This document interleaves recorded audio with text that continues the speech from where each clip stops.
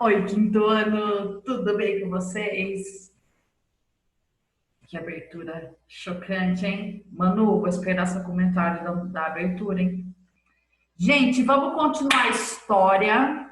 Página 54.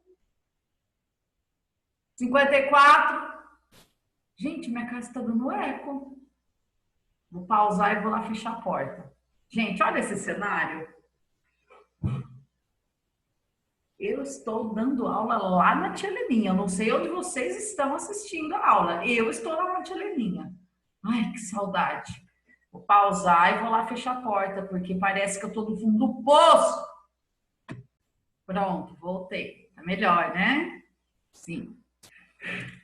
É que eu deixei a porta aberta e o vidro fechado, porque ontem a Teca, a gata branca, pulou a janela e tomou um choque na cerca elétrica. Olha que legal. Então, aí eu fiquei preocupada. Então, hoje eu fechei o vidro e deixei a porta aberta para eles poderem circular aqui, que eles gostam de história. Até que o Gordo gostam de aprender sobre história do Brasil. Mas, aí ficou parecendo que eu estou no fundo do poço. E não, eu não estou, eu estou lá na escola, né? Então, vamos lá.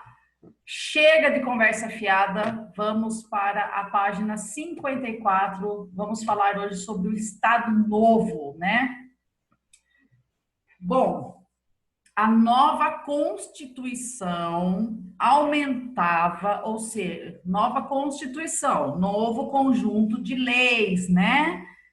Lembra Getúlio Vargas, né? Ele ganhou a eleição, mesmo sendo uma eleição presidencial que foi decidida só pelas pessoas que participavam da Assembleia Constituinte, nem assim ele ficou feliz, né? Porque a nova Constituição, para ele, diminuía o poder do presidente, né? E aumentava o poder dos parlamentares. Bom, a nova Constituição, ela aumentava e concentrava os poderes políticos nas mãos do presidente da República, certo?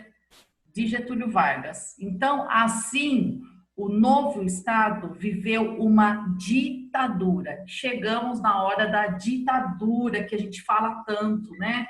Já ouvimos falar tanto. O que é ditadura? Ditadura, pessoal, tá até aqui no livro, ó. Ditadura é um tipo de governo em que o poder é exercido somente por uma pessoa ou por um grupo de pessoas. E a oposição a esses governantes é proibida. Vamos falar de um jeito bem grosseiro. A ditadura é o quê? Poucas pessoas mandam, uma ou poucas pessoas mandam e o resto obedece.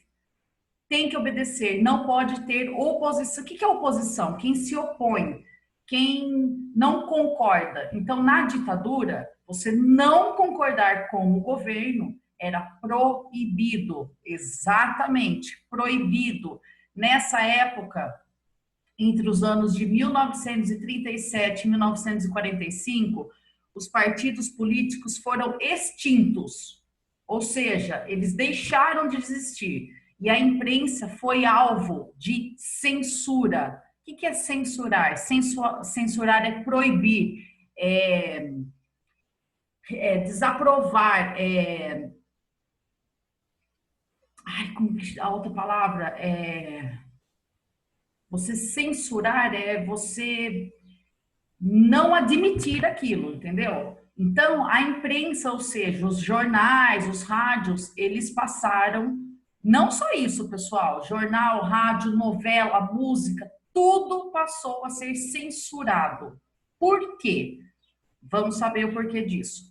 Bom, os governantes e demais políticos que eram resistentes ou se opunham a Vargas, ou seja, eram contra ou não concordavam com Getúlio Vargas, aos poucos foram sendo substituídos por pessoas que eram próximas do ditador, que o apoiavam. Getúlio Vargas foi um ditador nessa época, tá? Durante a ditadura, as eleições elas foram suspensas. Isso mesmo, pessoal, não havia eleição. Olha só, as greves elas foram proibidas e a polícia ela foi usada para perseguir qualquer pessoa que contrariasse o governo. Até uma pessoa normal, tá? Não podia ir contra o governo, tá? Não só os políticos, pessoas normais, os civis também. Nessa época, gente, aconteceram muitas prisões, torturas, mortes, tudo isso para silenciar todo mundo que era contra Getúlio Vargas, tá? E contra as decisões do governo.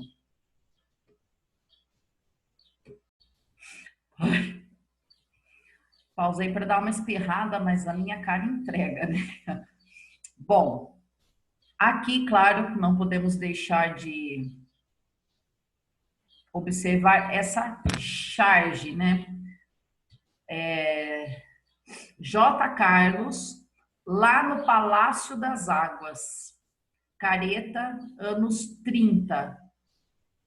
Essa charge é do presidente Getúlio Vargas. Olha ele aqui com seu charutinho na mão, tá? E ele tá colocando as cascas de bananas dos seus adversários dentro de um cesto, certo? Ou é o contrário? Pense bem. Ele está distribuindo cascas de bananas para que os seus adversários escorreguem, certo? Quando a gente pisa numa casca de banana, a gente escorrega e cai. Então, é uma representação muito inteligente. Essa charge mostra que as pessoas que fossem contra, fossem opositores ao ditador e ao governo, elas iriam pisar na casca de banana e escorregar e sofrer algum tipo de castigo, né? Algum tipo de punição. Eu achei sensacional essa charge. Ele está distribuindo aqui, ó, cascas de banana. Que quem pisasse na casca de banana, né? E ele seria derrubado pelos políticos. Outro tempo e outro lugar. O mundo na década de 1930, tá? Bom, na década de 1930, a situação política internacional estava tensa, sobretudo na Europa, onde diversos grupos políticos disputavam o poder. Então, pessoal, nessa época, a política mundial estava muito tensa. A União Soviética, país criado após a união de diferentes repúblicas, adotou um sistema de governo com base no comunismo. Ó, comunismo é um sistema político econômico que propõe a divisão igual para todos os habitantes do país, a divisão das riquezas do país igualmente, comunismo, tá? Já na Itália, houve a ascensão do fascismo, sistema de governo popularizado por Benito Mussolini, chefe da nação na época. O fascismo é um sistema político caracterizado por um partido único, só havia um partido, e pela defesa da valorização da nação em vez dos indivíduos. Ou seja, só um partido político comandava toda a nação, certo? E essa nação, eles eram muito nacionalistas, tá? Em vez de pensar nas pessoas como indivíduos.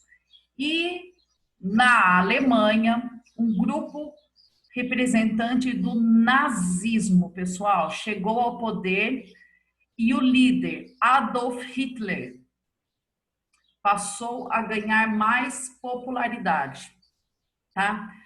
O nazismo é um sistema político e ideológico semelhante ao fascismo, tá? Que eles também têm um partido único, só que além disso, Ele tem objetivos que defendem a superioridade de uma raça. Isso mesmo, pessoal. Eles acham que, tipo, a raça de pessoas brancas, eles achavam naquela época, né? Eram superiores às pessoas negras, asiáticas, indígenas. Então, nessa época aí na Alemanha, vocês já devem ter ouvido falar sobre o Hitler, né? Ele conhecido aí mundialmente, houve grandes massacres, porque ele acreditava que devia fazer uma limpeza, né? Para que houvesse a purificação da raça. Ele achava que só os da raça, os brancos, né? Eram superiores. Então, ele defendia exterminar os negros, os asiáticos, os indígenas e por aí vai, ok? Não vamos nos aprofundar muito, é um assunto muito pesado. Bom, inspirado no fascismo italiano, Antônio Salazar implantou o Estado Novo em Portugal em 1933. O Brasil, ele não ficou à margem desses acontecimentos. Então, tudo o que aconteceu mundialmente, esses movimentos de comunismo, fascismo, nazismo, também influenciaram a política do Brasil desde sempre, né? E naquela época não deixou de ser diferente. Grupos adeptos a esses movimentos se organizaram para tentar participar da política nacional. Isso foi explorado por Getúlio Vargas, né? Que adotou características de alguns dos regimes. Aí, em seu caderno, cite uma semelhança entre o regime instituído por Vargas no Brasil e os regimes implantados na Itália e Portugal. Pessoal, não precisa fazer essa, ok? Vamos passar a bola.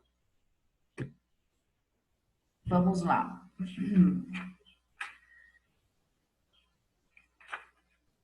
Nacionalismo e a propaganda. Tá, vamos lá, falar um pouco sobre o que aconteceu nessa época também na parte da censura. O Estado Novo foi marcado por uma forte onda de nacionalista e pelo autoritarismo. O que é autoritarismo? Lembra o que? Autoridade é um sistema político que o poder ele é só de um grupo e ele tem muito poder e às vezes eles não respeitam as opiniões contrárias, certo? Esse tipo de nacionalismo foi incentivado por meio de divulgação de propagandas nos meios de comunicação. Nesse período, o cinema, o teatro, o rádio, os livros, os jornais e as revistas mais populares. Por isso, o governo ele veiculava nessas propagandas objetivos para fazer com que as pessoas achassem que esse patriotismo era positivo para o Brasil, né? As pessoas tinham que concordar com o governo, que o governo estava certo. Então, nessa época, tinha muita propaganda do governo em todo lugar que você olhasse. Sim, no teatro tinha propaganda a favor do governo, sempre a favor, lembra? Lembrem-se que havia censura, nada poderia ser falado contra o governo. As propagandas do governo Vargas transmitiam ao povo a ideia de que o Brasil passava por um grande desenvolvimento. Assim, a população tinha a sensação de que as ações do presidente eram as melhores para o país e que todos deveriam trabalhar pelo bem da nação. Em 1939, foi criado o DIP, Departamento de Imprensa e Propaganda, órgão do governo que era encarregado de fiscalizar todas as informações que chegavam à população, pessoal. Tudo que ia ser publicado no jornal, uma letra de música, um filme, novela no rádio, tudo passava pelo DIP, tá? Além de censurar tudo que eles achavam que poderia incitar alguma coisa contra o governo, as manifestações culturais também eram totalmente proibidas. O DIP, ele produzia o material, só produzia ou deixava passar materiais que valorizassem a imagem do presidente, como livros, cartazes e reportagens. Ó, aqui a gente pode ver um cartaz de propaganda nacionalista produzida pelo DIP em 1940, que ele mostra o Getúlio Vargas como responsável pelos avanços militares. Ó, aqui é uma foto mesmo, tá? Ó, Getúlio Vargas aqui, ó. Tá? Pode ver que, olha, está enaltecendo com a esquadra renovada, ressurgem as energias criadoras da nacionalidade. Getúlio Vargas. Bom, Getúlio Vargas acreditava que as crianças deveriam enaltecer a pátria. Pessoal, começava na escola. As crianças, elas tinham que enaltecer. O que é enaltecer? Enaltecer é adorar, glorificar e amar o Brasil em favor do engrandecimento da nação. Para isso, ele publicou diversas cartilhas.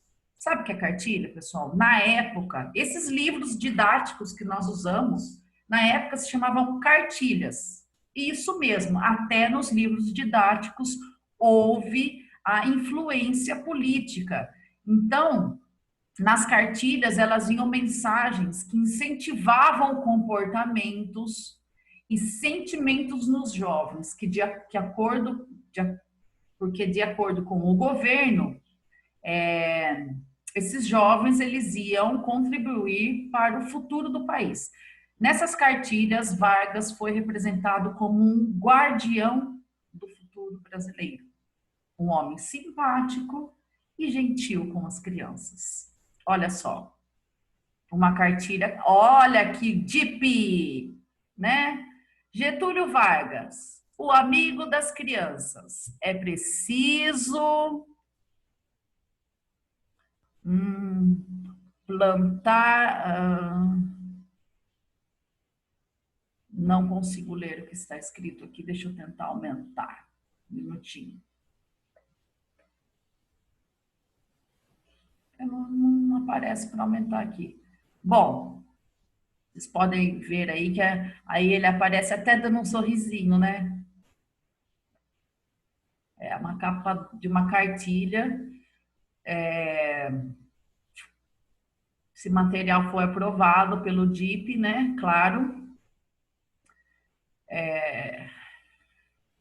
Essa cartilha foi publicada em 1940. Bom, vamos lá. Brincando de historiador. Em 1938, o governo brasileiro criou a Hora do Brasil. Pessoal, essa aqui até hoje. Não lembro que hora. Eu vou pesquisar aqui, eu já falo para vocês, um minuto.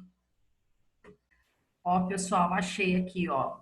Hoje em dia é a Voz do Brasil, né? A Voz do Brasil é um noticiário que passa no rádio, produzido pela Imprensa do Brasil de Comunicação.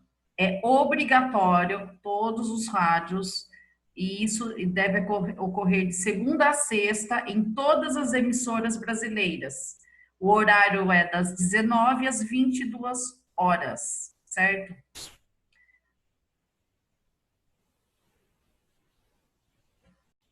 Vou colocar a abertura aqui para ver se vocês reconhecem. Boa noite. Em Brasília, 19 horas.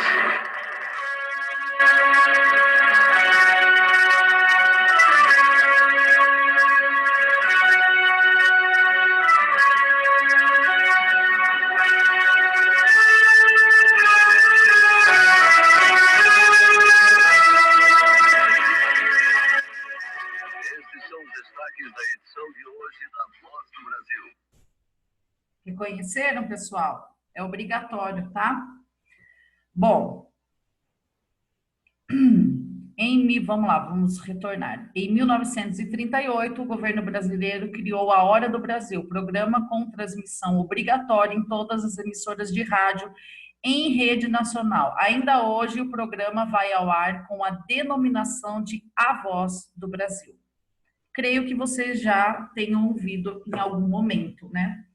Bom, eu já ouvi muito na vida, porque na minha época não tinha MP3, não tinha internet, a gente escutava muito rádio. Tava tocando lá as músicas que a gente curtia, de repente vinha a Voz do Brasil. Bom, a lição de casa de história será o quê, pessoal?